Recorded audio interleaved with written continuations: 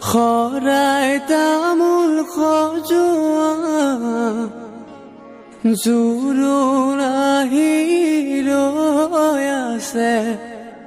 আদৰুম গৈ ওলোৱা আহিছে জোৰোণটি বহিছে বাজা বাইদেউ গৈ আছে গৈ বৌতিৰ কাষত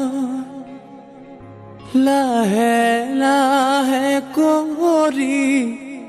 বৌতিয়ে জগাই